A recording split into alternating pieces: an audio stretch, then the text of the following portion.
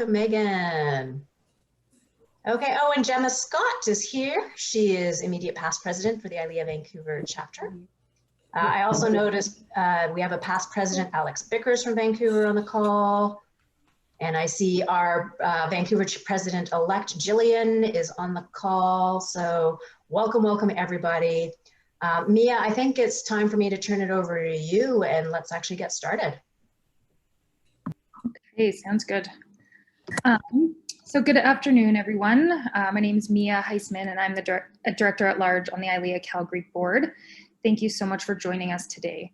On behalf of ILEA Calgary, we want to thank everyone for being here and being involved in this conversation. ILEA Calgary is honored to make our home in Treaty 7 territory and on this land, which has been a meeting place for countless generations. We acknowledge the traditional territories and oral practices of the Blackfoot Nations, which include the Siksika, the Piikani, Piikani. We acknowledge the Tsuut'ina and the Stoney Nakoda First Nations, the Métis Nation of Alberta, Region 3, and all people who make their homes in the Treaty 7 region of Southern Alberta. I'll now pass it over to Eileen to brief everyone on some ground rules and to introduce our conversation today. Thanks so much, Mia. And of course, ILEA Vancouver also acknowledges that we're based on the traditional, ancestral, and unceded territory of the Coast Salish peoples, including the Squamish, Tsleil-Waututh, and Musqueam nations. And we certainly offer our respect to all the elders who have gone before us and to the elders and First Nation people on whose land we live today. So we're really excited to be collaborating with ILEA Calgary to put on this event for all of the chapters all across Canada. Our intention with this collaboration series is to hear from industry experts on specific topics. So we're super excited to have Kim with us here today. And we also want to be able to share ideas and solutions and things that you guys have each done to get through these difficult times and to prepare for the future across the country. And so when we get to the question and answer period, I highly encourage your input, your interactivity, not only in asking questions, but also, you know, if you have a thought or a comment that you want to share with the group, we really welcome that. Our focus today is on how to effectively communicate during a crisis in general terms. However, as we all know, COVID-19, has and will continue to generate its assortment of crises, and it is something that's quite top of mind for people. But what we do want to remember is that this conversation today is across the country, and guidelines and policies are different from province to province and change at different times. So, in the spirit of fostering community across the country, we want to be cognizant of the fact that what's a hard, fast rule in one province might be on in another, might not be in another. So for us to listen to one another with open ears and really learn and be positive and supportive and compassionate as we go through this. This is about community. I really want to set this up for us to be positive. So looking at when we get especially into our question and answer period, being really solution oriented and forward thinking, and invite you all to contribute to that mindset. We've received some questions through the registration that Kim is going to try to address, and we will bring up in the Q&A. But if you have any additional questions that come up throughout, Kim's going to do a high-level overview to start us off. Please write those questions in the chat, and then we will be facilitating a Q&A afterwards. We ask that you keep your cameras on if you can, so we can see who we're talking to, and facial reactions and stuff are really helpful to us when we're engaging with you. But do keep the mics off so that we don't get interference when Kim is presenting. We are recording this session. We're hoping, fingers crossed, that it turns out okay. And then that can be made available to members afterwards. So we'll keep you posted on that. And that is all I have for housekeeping notes. Back over to you, Mia, to introduce our speaker. Perfect, thanks, Eileen. Before we get started, a huge thank you to ILEA Calgary leadership sponsors, One West Event Design and Logistics, Brand Alive, and The Pioneer. And thank you to ILEA Vancouver's many chapter sponsors. So I'm pleased to welcome our speaker for today, Kim Blanchette, Senior Vice President and General Manager for Argyle PR. Kim is a leader in public relations, strategic communications, and engagement. Kim leads the Western Canadian team of engagement, public relations, and public health communicators, providing clients with over 25 years of experience in these ever-changing practices. Kim is an accredited communications professional and a member of the CPRS College of Fellows. She began honing her skills while serving with the Government of Canada and later becoming consul Political and Economic Relations and Public Affairs at the Consulate General of Canada in Seattle, and then Vice President Communications and International Relations for the Alberta Energy Regulator.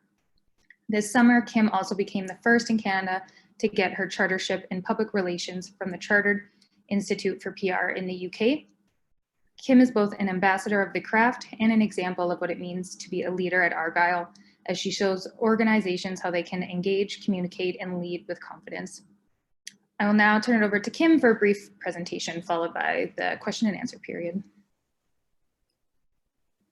Great, thank you very much, Mia. Really appreciate it. I really liked your comments, Eileen, about compassion, and it's interesting. I was thinking of this group as I had one eye all morning, like I'm sure a lot of people did, on the inauguration. And so was really thinking of the challenges of this group in terms of trying to do what you do in the middle of a pandemic, and the challenges that would have faced the people in charge of today's ceremonies and events, you know, beyond the pandemic, but even with the security issues and everything. And so I've also been practicing self-compassion. I put a blazer on this morning. It smells a little mothbally, and it was tighter than I remember around the arms. So yeah, I don't know if it's just that I'm just not as used to wearing those kinds of clothes, but yeah, it's been an interesting year for many of us. So I do want to, I'm just going to pop my piece up here. I do want to talk a little bit about crisis. I was telling the team earlier, what I've done is I've taken what is usually a half-day crisis workshop, really boiled it down into the high points, just to share with you today to kickstart our conversation, but really looking forward to that conversation. One of the things at Argyle, we do a lot of crisis communications where we're brought in to help organizations communicate the crisis, but we do a lot of training, really building that capacity within organizations so that they have the skills, they can plan, they can do their tabletop exercises and really be prepared for the crises. And it really is, as all of you know, when you're planning events and you know that event plan, you know, there's a binder somewhere, but all of the binders up here, by the time you get to the actual event, you know those details. They're so ingrained, and that's what we hope for crisis, because you don't really know what the crisis is going to be, but if you've practiced and you're prepared and you understand the methods of crisis communications, then you're going to be well prepared. And it really is important. The studies that we've seen over the past few years are that crisis and the impact of crisis impacts a company's bottom line directly. And the four types of crises really are that operational crises. So one of those is what we're in now. It's something's happened, you're pivoting, you had a fire in your building, or there's a pandemic and you can't operate in the same way. There's behavioral crises, and this is really where we see, you know, unethical behavior by leaders, misappropriation of funds, those types of ethical dilemmas. Corporate, which is really more the corporate performance of an organization. So maybe an organization performed really badly in the past quarter, or there are compliance issues that the corporation is facing. And then finally, information, data hacks, IT systems, those types of pieces. And what the studies have shown is that the behavioral crises have the biggest impact on a company's bottom line. And it can be up to a 50% drop in the first week after the crisis. And that's followed by operations. And part of that is because those are the two biggest trust generators in that work. I want to trust the people who work for an organization, and I want to trust that organization, whether it's my credit card or it's, you know, whoever's maintaining my furnace. I want to know that their operations are solid and that I can count on them. So it really is a significant cost. And Warren Buffett has often said this too, you know, lose that money and I'll forgive you, lose even a shred of reputation, I'll be worthless. And we've seen how quickly an organization can lose credibility. When you look at the scandal and flurry around the We organization, regardless of where you stand on that organization, how quickly that came falling down because of the damaged reputation and the damage to trust. And at Argyle, that's really one of the key purposes of our organization, is to connect organizations to their customers, to their stakeholders, to really build that public trust. So it's an important piece for us. Yeah, I'm sorry to interrupt really quickly. Can you, I've had a request from the audience. Can you put your screen full size so that we can see the Sure. slides? Is Thank that you so better? much. Beautiful, thank you. I thought Sorry for the interruption. I thought it was just smaller for me. Didn't realize it was smaller for you guys too. Great, thanks. So when we are looking at, I'm just going to move you guys so I can leave my slide. So when we are looking at, those elements of responding, there is the big key is your performance, your opportunity to meet or exceed stakeholder expectations, and then across the bottom, time. You do not have a lot of time to do this, and it's very quick, very easy to miss that opportunity. But we have seen organizations actually earn trust as a result of how they have responded. So one of the iconic examples in Canada really is Maple Leaf Foods and the Listeria crisis, how they handled that, how they were able to actually earn trust in their brand coming out of that crisis. So what I'm going to share with you today is kind of what our thought leadership is on the 5 trends we've seen in crisis communications, with a huge caveat as we were doing this last year in 2020. And I think COVID, which is many crises and a big giant chronic ongoing crisis, is a case study in of itself. And I can speak to that later. But the 5 trends that we see, first one really is you have to make the investment. If you're going to try and invest in stakeholder relationships or customer relationships the day your crisis starts, you've already lost. And like with any relationship, you need those credits in the bank. And actually Timothy Coombs, one of the pioneers in crisis communications theory, says, there's a direct correlation. The more trust, the more relationship credits you have in that bank entering into a crisis, the faster you will recover. And so it really is important to make that investment in your communications and your relationships so that you are going out to a community that already knows you, already has confidence in you from the get-go. The second one, this is probably a pet peeve for anybody that's a communications background. I don't know how many times I've been told by an executive that I have to get out in front of the narrative or control the narrative. And in the midst of a crisis, you can share your narrative, and absolutely you should. You should be sharing what happened, what are the impacts, what are you doing about it, who's accountable and why.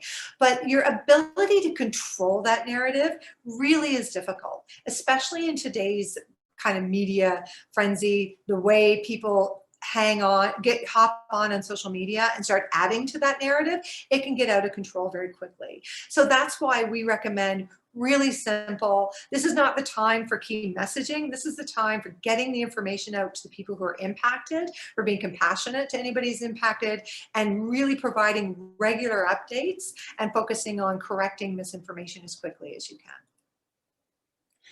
My mother would say, this one has been kicked to death, and we always talk about the speed of social. And there's an ongoing debate right now as to whether or not is social media revolutionizing crisis communications, or is it just speeding up the pace? And I would say it's a bit of a hybrid. It's a bit of both. What we're seeing is a lot of crises breaking on social before mainstream news media even finds out. When I was at the Alberta Energy Regulator, there were 2 oil and gas incidents that I found out about on Twitter before our emergency operations center was notified.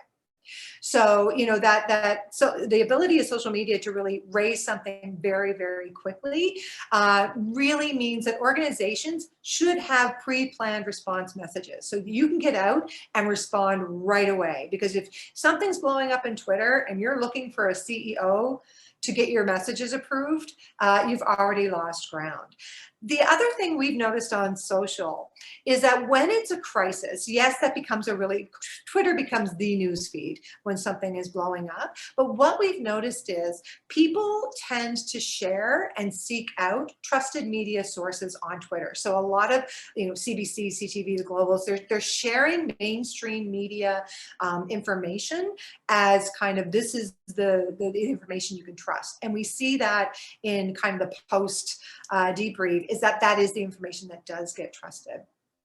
But the importance, I think, with social is also what we counsel our clients is respond where you're getting it. Don't respond on your Instagram if you were pinged on Twitter. So really making sure you've got a plan in terms of who gets the keys to your social channels, who's going to respond. Often we recommend that a leader respond, or somebody who's going to be the face and voice takes over the channel, so it's not just a logo that someone's speaking to.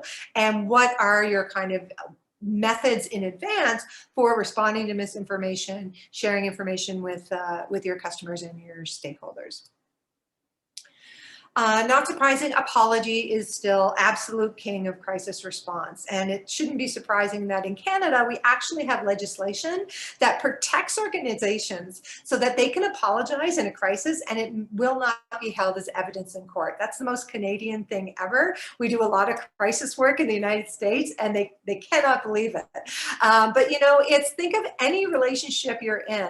Apology matters more than compensation, matters more than the reparation that's taken place. And it is what allows people to move on. And the apology has to be simple, straightforward, and sincere. What's happened, you're taking accountability, what you're going to do about it. And the only caution I would say is if you're going to offer an insincere apology, don't even offer one at all, because you're then even in more trouble. And I think we saw that. We saw that this winter, with some elected officials going on holidays, and some of the initial responses were less than apologetic, and that just threw gas on that social media fire, and people just becoming even more outraged, where those that apologized immediately, took responsibility, fared a little bit better. Not much, but a little bit. And then finally, leadership really, really matters in crisis. And I would say about 8 years ago, I was the voice and face of all the crises for the organizations I worked for. As the communications person, I did the media, often did the community outreach. What we're seeing now, and we're seeing this play out every day with press conferences where we have premiers and ministers and chief medical officers, people want to hear from the decision makers. And so CEOs, executives are really expected to take ownership of these crises, to take accountability. In times of uncertainty, we really turn to these leaders. And so we expect more of them at a time of crisis. And so we're seeing a lot more of our work going into coaching, preparing leaders, doing media training, really helping equip them to get out in front of a crisis rather than sending out the communications person. A couple quick examples. I'm not going to dive into the deep case studies, but if you're looking for case studies on those that did it right, I would say the first example is Starbucks.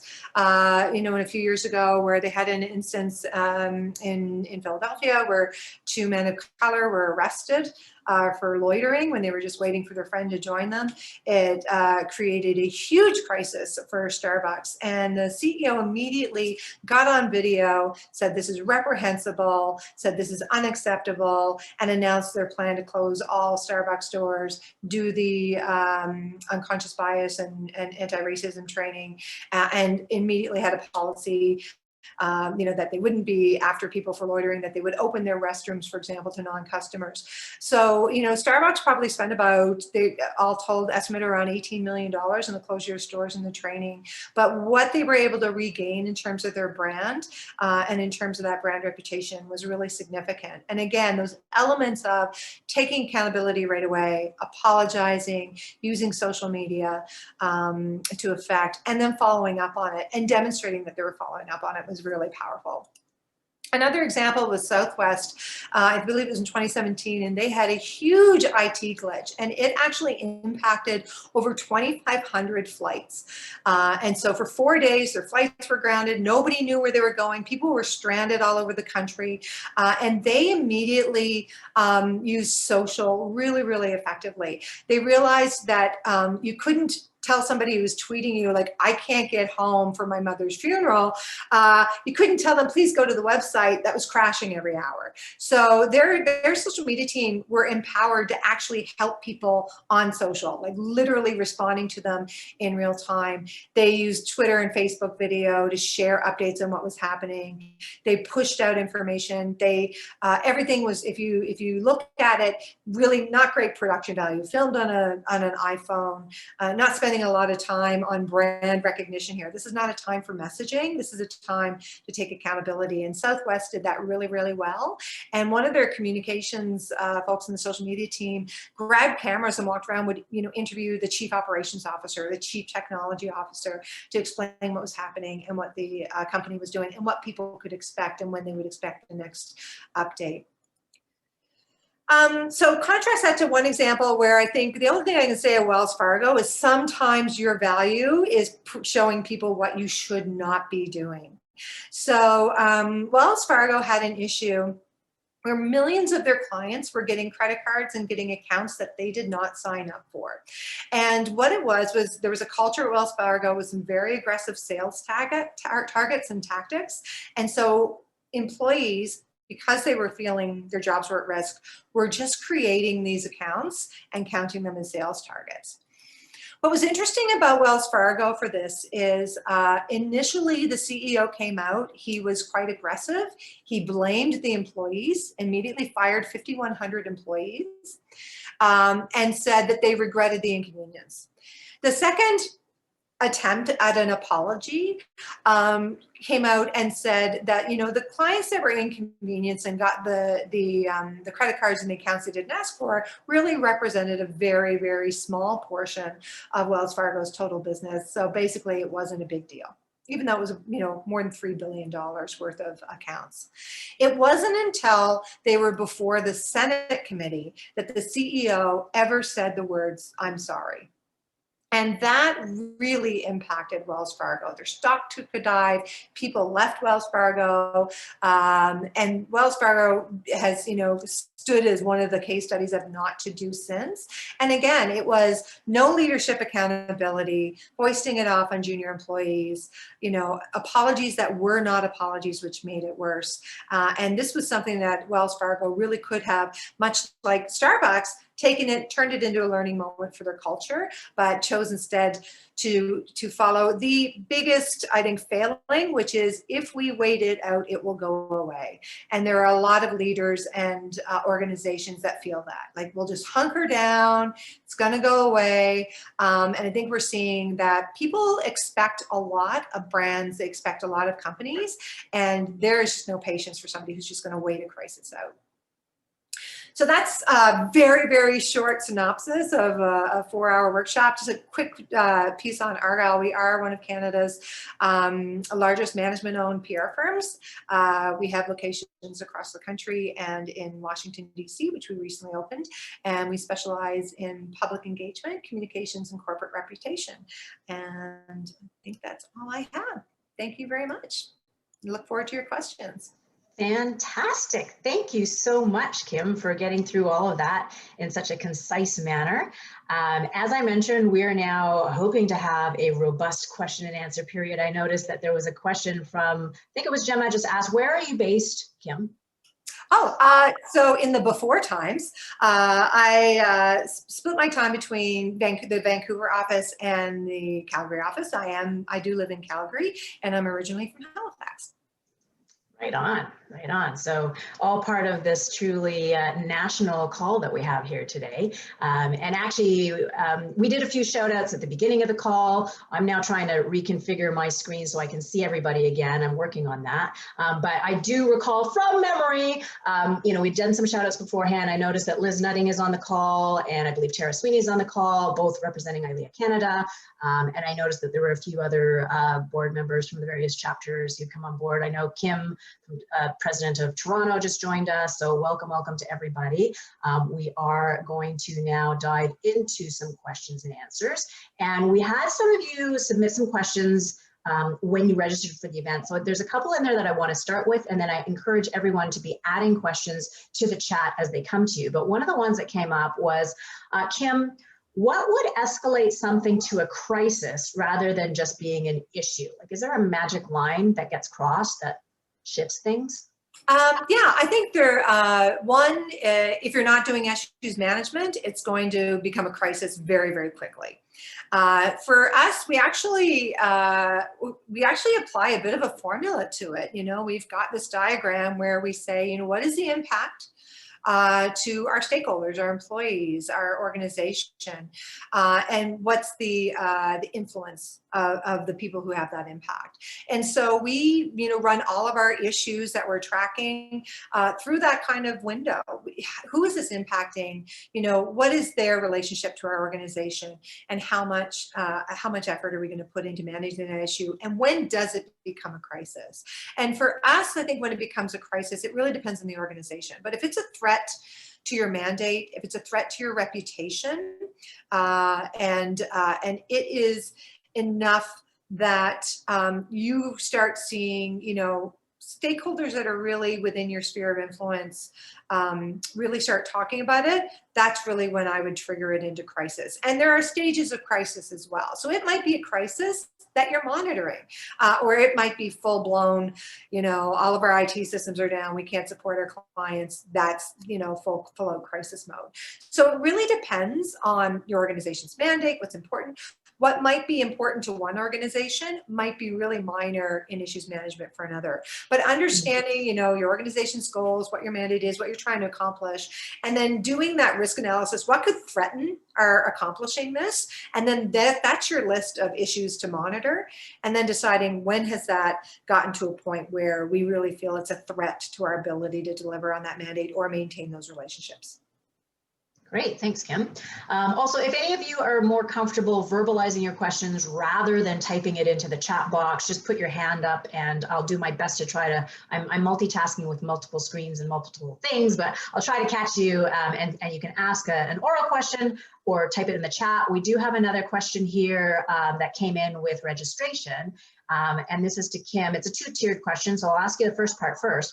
What is the craziest crisis that you've had come up, and how did you handle it? I think I mentioned, we could talk about this all day.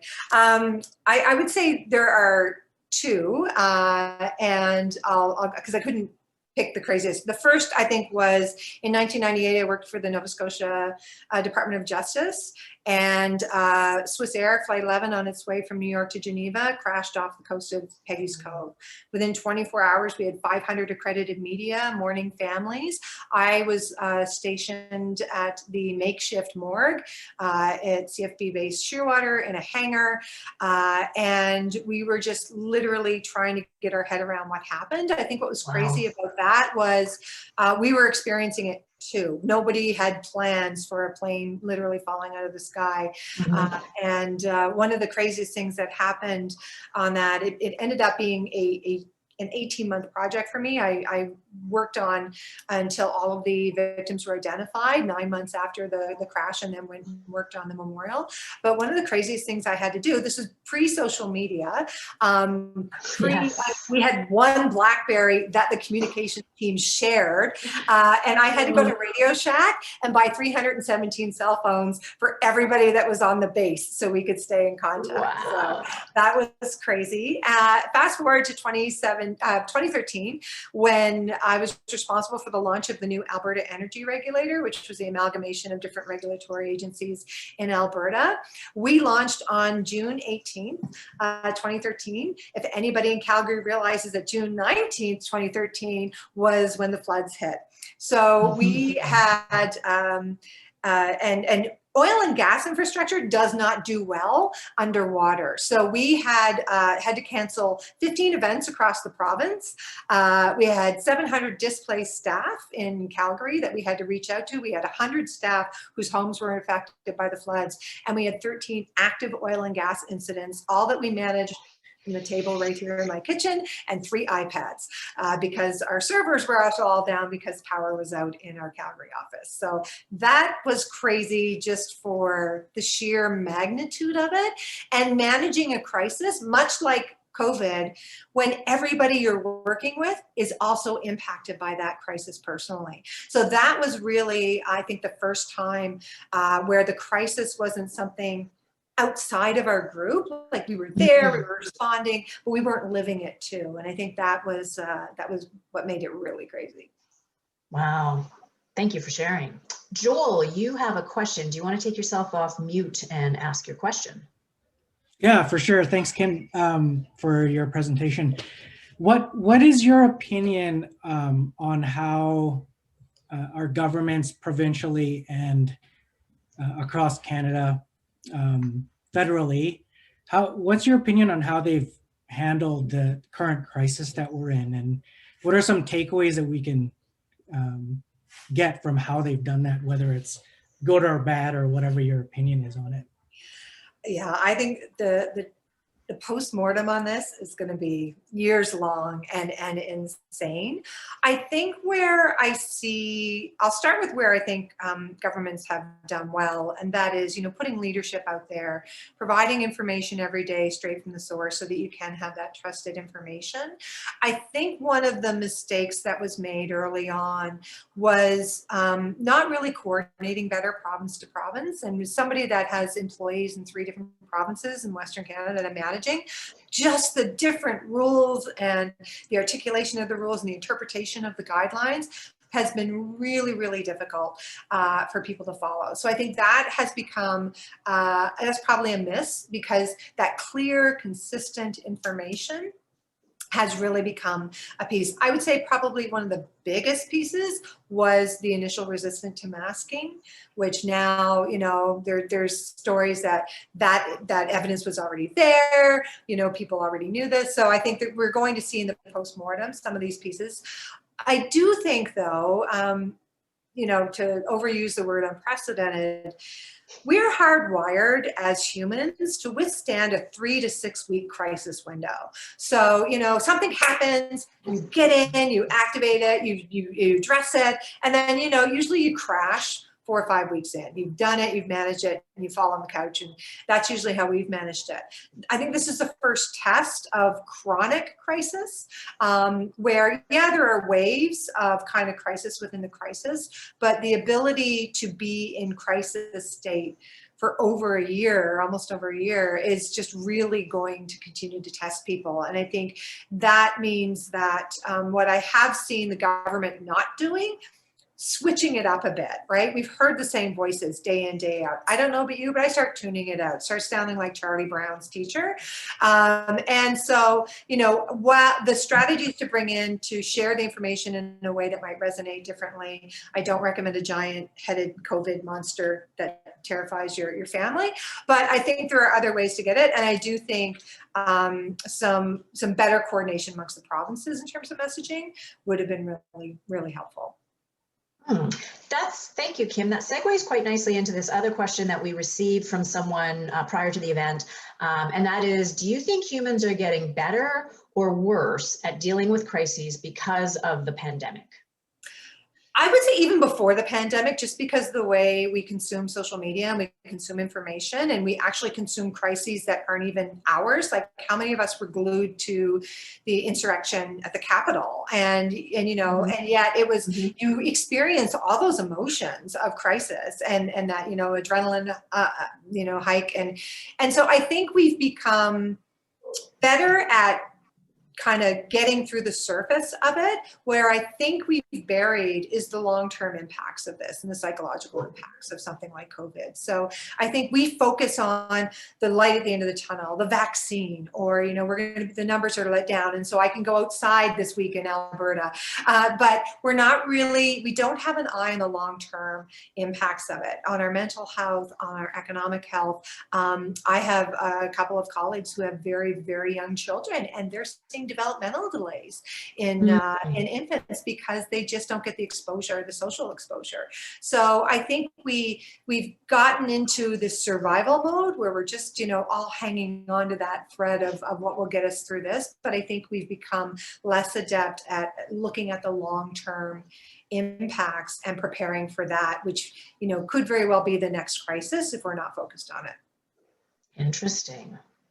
And please, by all means, if anyone else has questions, either raise your hand or write it in the chat. Some of you, like I said, pre-sent some questions, so I'm going to keep addressing those as we go along here. Kim, question for you. How do you measure the efficiency of crisis communications within a crisis management team? And how do we know the crisis communication in general has been effective? So there's two questions. Efficiency on your team, and has it been effective? Yeah, I mean, for me, efficiency on the team is all in the pre-planning, is that everybody has a role, everybody understands how they are to execute that role and how they report up, how we get messages approved. So the efficiency on that, to me, is that I'm not seeing a lot of confusion, a lot of churn in the team. Everybody has their role and they're doing it. So, and that we're getting the information out as we need to get it out. In terms of the effectiveness, you know, some of our markers for that, you know, are being able to address misinformation right away. So if we see that we're able to tap into rumors, they're not spreading, we're not seeing some of those issues pop up. We are not behind the 8 ball. We're providing information before we're being asked the question. So if I've got 5 reporters asking me the same question, I know we're dropping the ball, right? Because these are questions we should have anticipated and we should know, because we know more about the crisis usually than everybody outside. So no, being able to share that.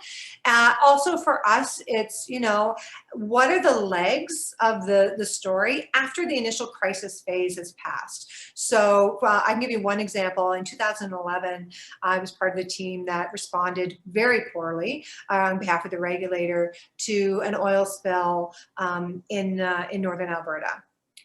In our defense, the oil spill happened on the day that Will and Kate got married. The next day, we actually had 2 deaths in the oil patch, and we were focused on that. The day after that, Osama bin Laden was killed, and the day after that was the federal election where Stephen Harper got reelected. So it was Tuesday, Wednesday before anybody paid attention to our news release that we had this big oil spill. But when I look at that, it was one of those things, we weren't ready for social media. It was the first post BP Gulf incident in Canada, and we did not prepare ourselves for the social media that would come with that. We were behind the 8 ball. We weren't answering the questions. Our CEO was on vacation, and we did not have a delegate to approve messaging. So we did everything wrong in that case. And so that was when we really got our act together and said, okay, this is how we're going to get ahead of it. That incident actually led to an inquiry and a review of pipeline safety in Alberta. And there was an indication right there that the debate over the safety of pipelines got out of control over one incident because we did not do a good job on crisis comms. Fast forward to a bigger oil spill with bigger impacts in 2015 that was contained. We had media on site right away. We had regular briefings. Everybody knew the information, and it was treated as it was, which was kind of a bit of a freak incident, and we were all able to move on. So if, you know, 3 weeks after your crisis, you're still seeing media coverage, you need to go back in and debrief your response. Mm-hmm. Thanks for sharing those insights. And as I mentioned earlier, we have leaders in the event industry from across the country on this call. I know I've been asking people to ask questions, but if any of you have any personal experience with your own crises and your own communications, you know, things that went really well for you or things that you wish you had done differently, like this is an opportunity for us to share our learnings with one another, and in doing so, hopefully, you know, elevate everybody's capacity as an industry. If there's anybody who would like to share there, I invite that as well. And maybe to offer, I think the first glimpse I got into your world was actually during 9/11, where I was working for the federal government, and I was doing a huge trade announcement for the Prime Minister. And we had 4,000 people attending this announcement. We had lunch being brought in for everybody after, and I got a call from the Prime Minister's press secretary, who was in the air, saying the World Trade Center in New York had been, you know, plane had flown into it. They were turning the plane around, canceled the event. And so my team and I did not appreciate what you do with lunch for 4,200 people and how hard it is to get people to take that lunch and things like that, and canceling and phoning people who were traveling. And yeah, that was a crash course in what do you do. You know, I've canceled events with a few weeks notice, never in the middle of the event. So Kim, what did you do with all that food? We actually, it was very difficult to convince food banks to take it because, of course, it was fresh food, it wasn't packaged. But we actually connected with a few schools and a few, we were right downtown with a few soup kitchens and things like that. And we just hosted for the next day and a half, said, come on in, have a meal. We kept the chairs going. We just kept the venue going so people could come in and have a meal. Nice. That's actually kind of a warm and fuzzy story out of a rather stressful situation. Floor is open for others to share. I do have other questions though, so if I don't get someone leaping up to share, I'm going to pop to the next question. This is more like thinking ahead to young professionals. What advice do you have for young professionals who are just starting out in the industry? And I would assume that's the communications industry.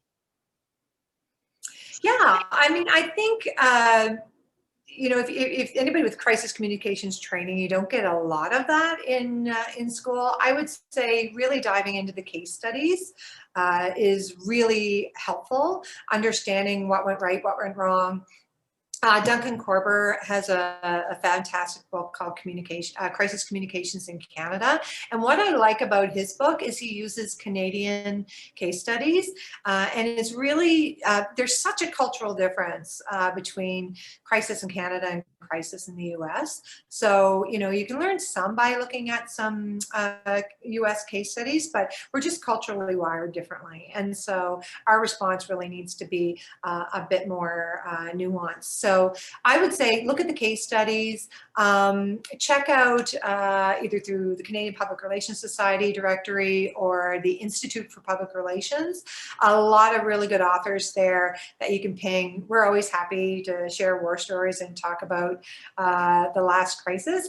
And if you're really interested, the Incident Command System, which is ICS for short, does do training in crisis management. A lot of people who work for technical organizations, like when I worked at the AER, we were fully trained in this.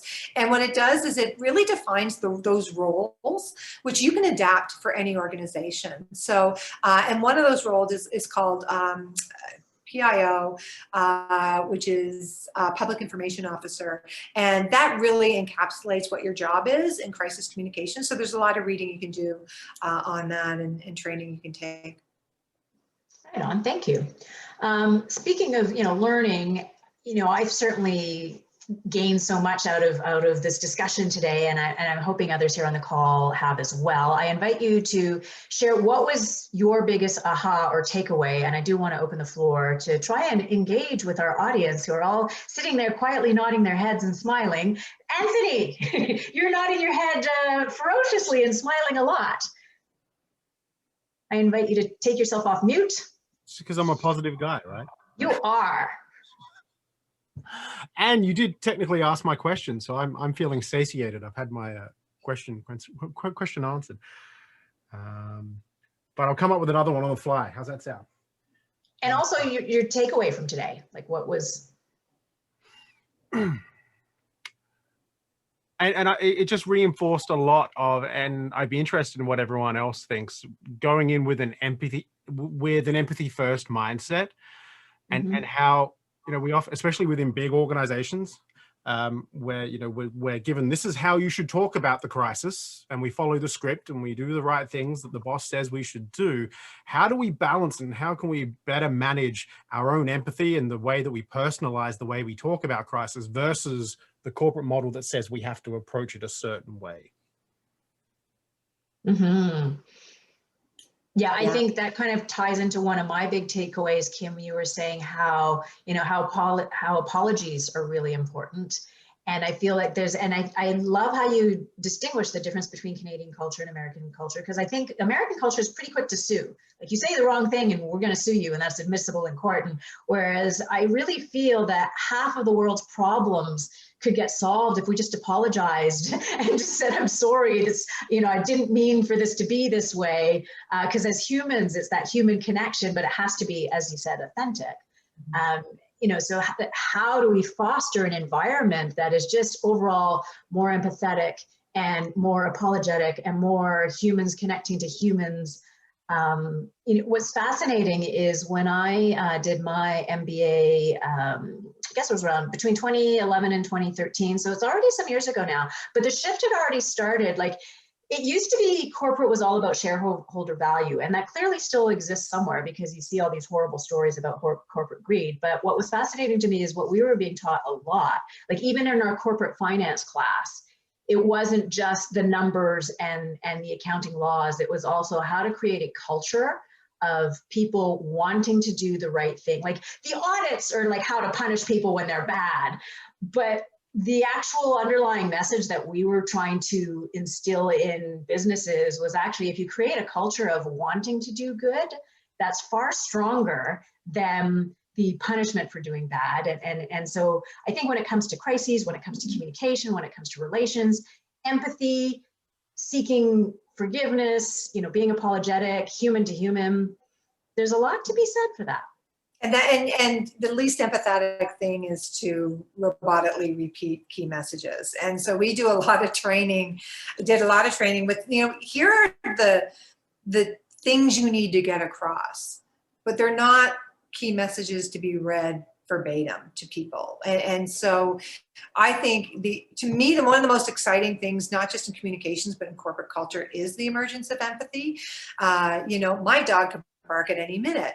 You know, someone's kid could run by the screen. I really hope we don't go back to these corporate personas where we have like stripped away a layer and become very human in the workplace. And I think that, you know, there's nothing more powerful. We just had a staff meeting of the Western team today, and, you know, spent a few minutes talking about how, you know, it's that pandemic wall combined with the third week of January. And, you know, we were all hanging on to Christmas as the fun thing to do. And now people, you know, are really feeling tapped out. And being able to lead that conversation as a leader and not go in and like, okay, tell me all your problems, I've got 15 minutes, but to say, man, am I struggling this week? Like, here's how I'm struggling, and opening the door and saying, wow, okay, well, here's how I'm struggling, and trying to discuss how we can kind of support each other.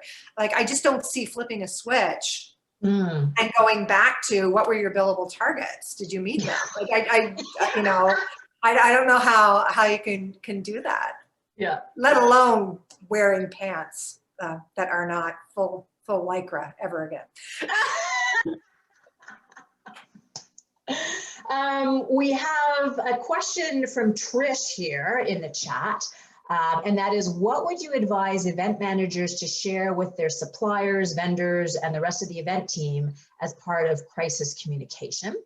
Are there things that can be shared as part of the pre-event briefing and things that shouldn't be shared with others? Yeah, I mean, what I would say is, you know, understanding, and I'm sure you all have your backup plans and, you know, your risk management plans.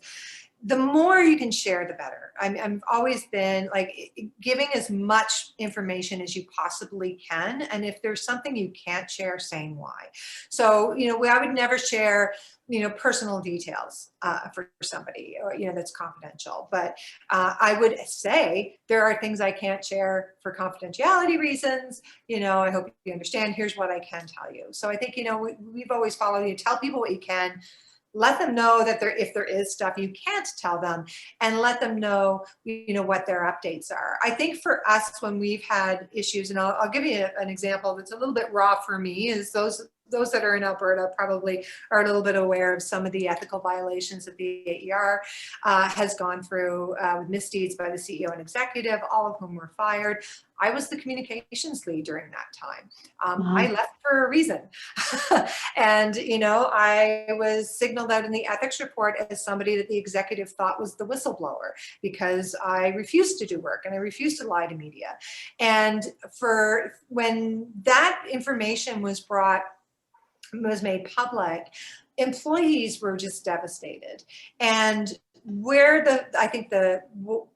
I felt, my team, I had left, but my team at least knew as much as I could tell them. and weren't in the complete dark. And to me, that old school knowledge is power, you know, my value proposition is that I've got all the info is really a dangerous sentiment. So for vendors, I would say not only just giving them, you know, the tools and the information, but really one thing I would do is like, who's their point of contact? Who's their one person they can go to? That person will chase down information, get answers to their questions. That person will bring information into the broader team managing the crisis. You know, really they are, you know, partners, important stakeholders. So if you were creating your crisis map and who you needed to take care of, I would say that they would be a huge, because, you know, they're tied to this event and their brand is as tied to it as yours would be. Anthony, I see your question. I just wanted to actually, though, before that, Kim, something that you said that kind of stood out to me was just, you know, share as much as you can. And I feel that I've witnessed with frustration, sometimes organizations being like, don't tell anyone anything. We're preparing this thing. It's going to be perfect in 3 weeks from now. So keep your mouth shut. And I'm like, no, like that just builds anxiety. That just gets people wound up. And I just feel very passionately to be able to share what you can share when you can share it, to be able to say, here are our thoughts of what we're trying to develop. We haven't developed it yet, but the more we can just kind of ease people's anxiety. And recognizing too, like we always, like, you know, something happens with the organization, every family member, every jerky friend on social media that knows you works there is pinging you. So we would always say, here's what we're doing. Here's what you can say if you're asked. And we would give people a few points. You know what I mean? Helpful. Just say like, here's, and if you get questions you can't answer, here's the person you contact, we'll get you a response to it. So recognizing that, you know, for if you've got 1,200 employees, you've got 1,200 people that are now being asked about this event. Yeah, so helpful. Okay, back to Anthony's question. Is it possible to say sorry too much? Asked by his Australian half, not his Canadian half. If it's empty. If all you're doing is apologizing and people don't see things move along, and I think again we saw that here in Alberta with the whole scandal around traveling politicians, and they all came out and went, sorry. Well, yeah, but you're back from Cabo. Like, I could be sorry after I get back from Cabo too. So I think it's apology really has to come with accountability and what you're going to do differently. And so I think constantly apologizing doesn't help unless it's, you know, and so, you know, referencing that, you know, we've seen that for, you know, I think even the WE scandal, the apology was always skirting around what the heart of the matter was. And I think, again, you apologize for the right things and don't apologize for every single thing, because then people are going to lose trust in your ability to manage that crisis. So they need to see that apology followed immediately by action. Thank you. Last call for any questions or anything anyone wants to share. And if there isn't, Redeema, if you could go back to the slides. Kim, do you want to share any final words? The only thing I'll say is check out our blog at argylepr.com. We do have some crisis articles there. We've got quite a bit on brand versus reputation, where I pick on a particularly foul-mouthed golfer on the current tour. But this was so much fun. Thank you, Julia, for recommending me, and I hope you guys enjoyed it. I always love talking PR, so it was a fun. Thank you, Kim. And to quote Gemma, Kim for Prime Minister, you're fab.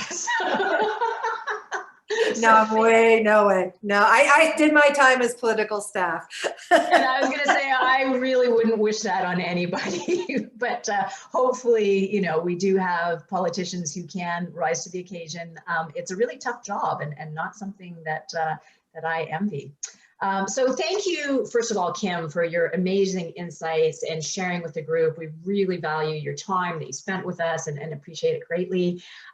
Massive thank you to the collaborative efforts of the ILEA Calgary and Vancouver chapters for putting this together, specifically Julia for the connection to Kim, and Mia and Redeema, who essentially put all of the, nuts and bolts of this events together.